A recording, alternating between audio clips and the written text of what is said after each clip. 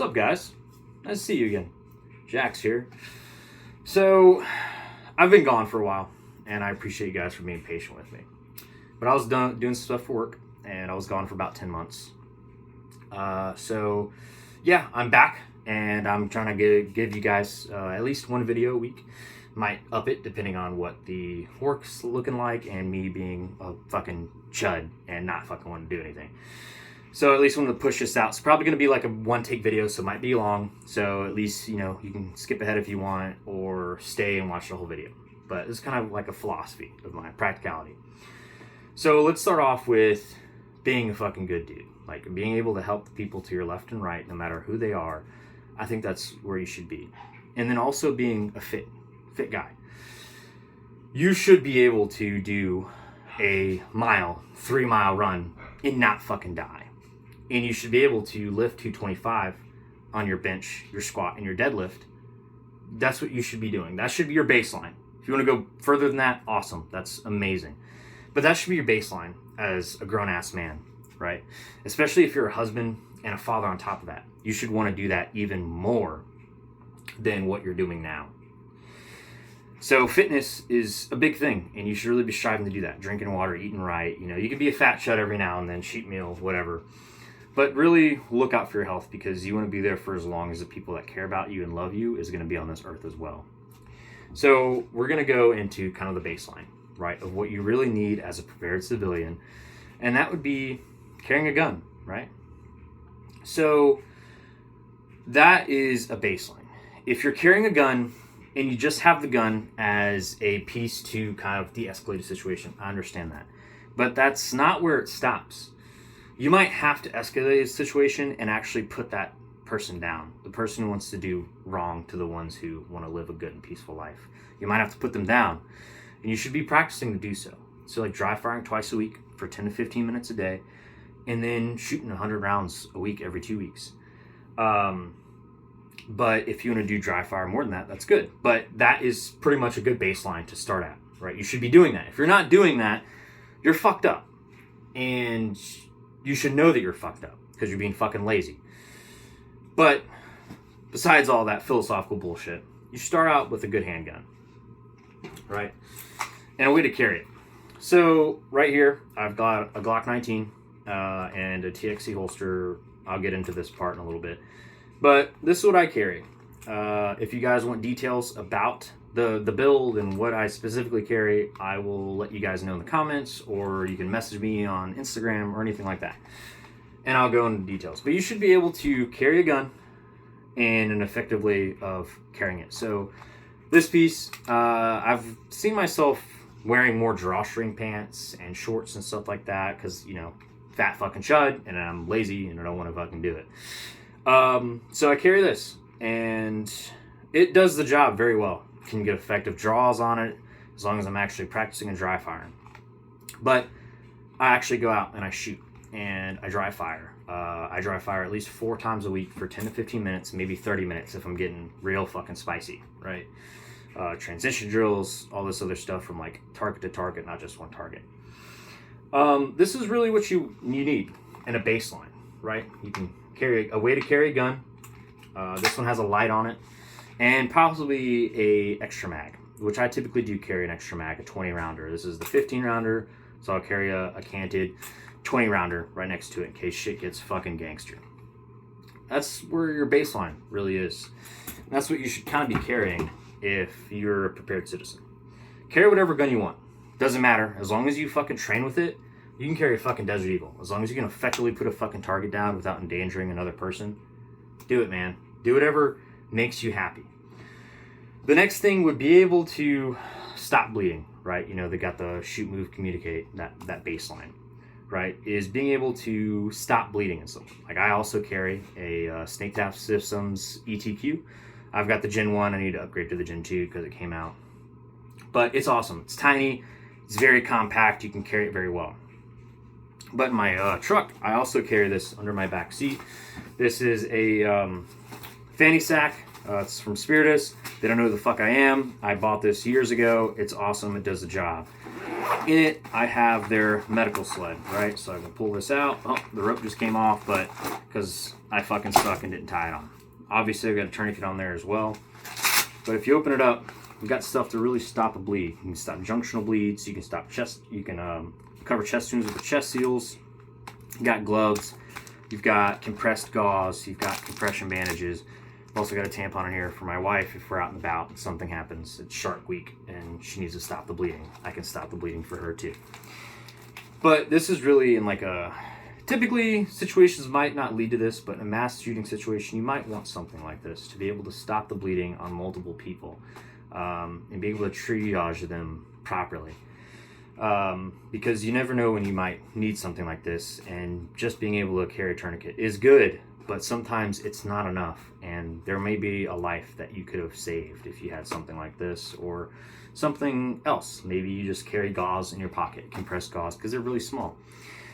Now, with that, you should take a first aid course, stop the bleed course, CLS course, teachable C if you're in the military and stuff like that.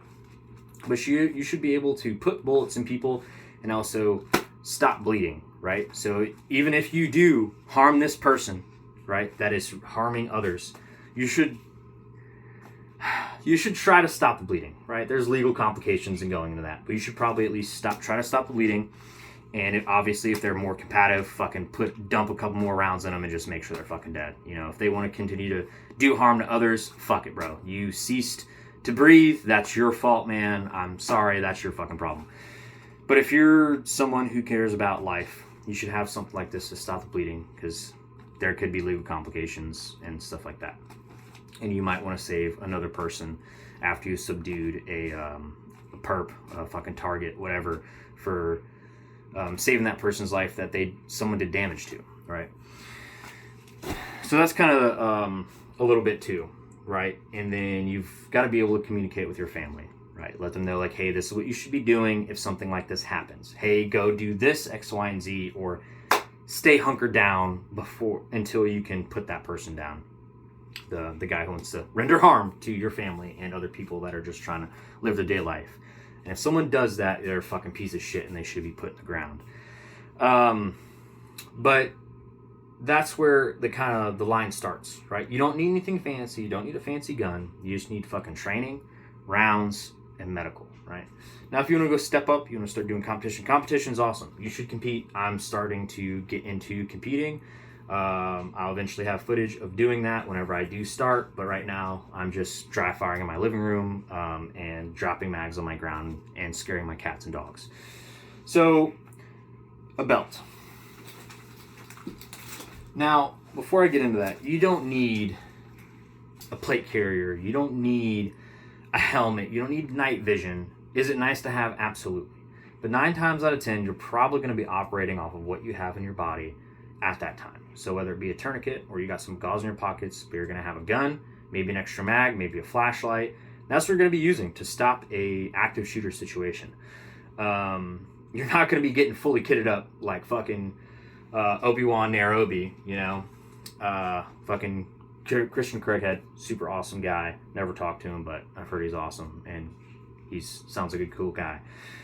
But 9 times out of 10, you're not going to get fully kitted out to do something like that.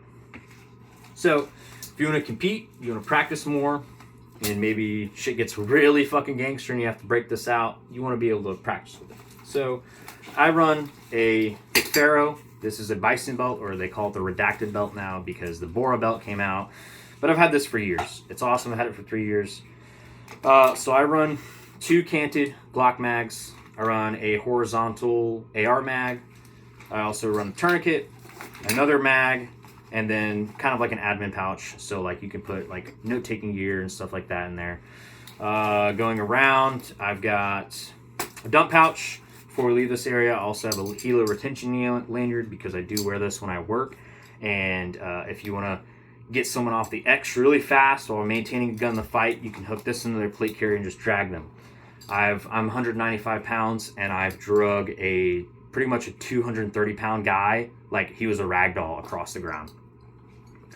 So it's very paramount to have these, and if you want to hook into a vehicle or something, you want to be high speed, whatever. It's also got a breakaway. If shit gets real fucking nasty out there and you have to break away, you can. Rolling around, I've got it's kind of like a smoke pouch or a bang pouch from Faro.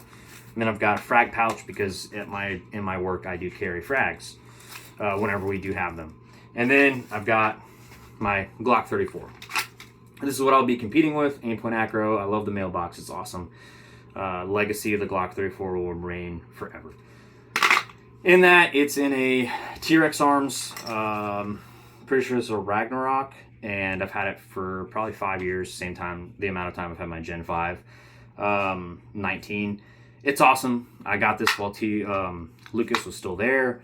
It does the job. I don't need anything fancy, and it's not broken, so I'm not going to replace it because I don't really need to have all this extra bullshit. And then I've got a leg strap just because if you're using an active retention holster, it's kind of a pain in the ass, especially if you're not dry firing enough and you don't hit that safety bail right. You're going to fucking rip that fucking holster up, and it's not going to be a good day, and that draw is going to be fucked up, right? So, and then I've got a Forge Concepts lanyard. It's fucking sick. Can keep your lanyard. I've got B-Team gloves on it. These are also my Rappel from them, my Fast Rope from them. They're fucking sick. But this is kind of where you go. Not outside of practicality, but this is where you should go next. You don't need a plate carrier. Chest rig's nice if you're practicing with the team and stuff like that. But really, a belt. You can carry medical. You can carry any kind of admin stuff. You can carry ammo. I've had a couple 5-hour energies in here before whenever I was practicing for something at work. And then you won't see a med kit because I have another fanny pack that I run. It's the big fanny sack from Spiritus, and I run that on the back or the front depending on what if I'm in a bird or something. But I believe being able to have a med kit or an IFAK on you that you can literally, if you're triaging someone with their medical gear, you should be able to throw yours off and throw it to someone else and be like, hey, this is the shit that you need, and they can help someone else while you're helping someone. So that's kind of what my belt setup is. That's like kind of where the line of my practicality is going to end, because that's realistically like the highest you're probably going to go in a situation like this. Like you might have this in your trunk from dry firing that evening, or you might have it because you were, shooting with the homies and you have enough time to really fucking throw this belt on and get fucking gangster and put someone down. But that's kind of where it ends, right? You don't need to have the plate carrier. You don't have to have the helmet in your car and stuff like that. But also going into, many people are going to be like, oh, you have AR mags. Why don't you talk about an AR? Well, a good rifle build, a tasteful rifle build. You can do whatever you want. This is mine. This is like whatever. You can, again, message me about what the build is. This is what I've got. It's a 16 inch, well, it's a pin and weld, so it's 16 inches, perfectly legal. Awesome. And yeah, a good rifle with an optic and a light. You should have a fucking light. If you don't have a light, you're fucked up. But you don't need this. You don't need this fucking big ass optic on it. I just like it. I've wanted it for like 5 fucking years, and I dry fire with it. So if I do have to shoot someone, I can, and I won't hit, the neighbor's dog. Depending on what rounds I'm shooting, if it goes through the guy. But yeah, this is what I use, and I dry fire with it. And, I practice proper fundamentals, shoulder placement, stock placement. You don't need a super high-rise optic to be able to fucking get rounds on target. All this other bullshit. I can get into that too if you guys need to, but you can obviously watch fucking Matt Pranka, Joel Park, Ben Stoger, Hunter Constantine, Who Shot Sam, Stuff and Pews or Will from, he's Stuff and Pews on Instagram. He's often in TXC Holsters YouTube videos. All super good guys. My rifle almost fell because I'm fucking retarded. But yeah, that's kind of where it ends. A good rifle build, if you want to be more lethal in your house, is perfectly fine. But obviously, 5.56 goes really fucking fast, so beware, because it might zip through someone into the wall or hit your fucking neighbor, which you don't want to do. So I'd probably maintain just a handgun for home defense until you want to get into extra spicy stuff and you actually know what you're putting in your rifle. Maybe you're putting hollow points in your rifle and stuff like that. This is where that practicality ends, for me at least, and what I think you should really be focusing on as a man and as a prepared citizen. Obviously, there's going to be a part 2 of this, and I'm going to go into the lines of defense. And if you want to be that prepared citizen, you've got a team to work with, because you can't be a fucking John Wick, an Equalizer, a Rambo, right? Like, realistically, that's not how shit works. And if you're like that, you're obviously fucking working for Shadow Company and shit, right? And you don't know, I don't know who you are, and you can fucking kill me whenever I'm, breathing right now. But that's where you should be. And if you're not there, you should probably get there as a man. If you guys want more content like this, if you want me to go back to blurring my face and not wearing this dumbass fucking balaclava, let me know.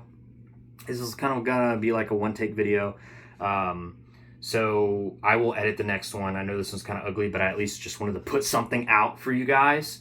And maybe if you guys had questions, again, reach me out on Instagram, DM on Instagram, waifuactual, or in the comments, man. Fucking clown me, do whatever you want, dude. I don't even care. I do this shit as a hobby, and I'm just kind of trying to pass on knowledge that I've gained over the years of work and just growing up and being a husband and being a good guy. So anyway, I appreciate it. Take it easy, guys.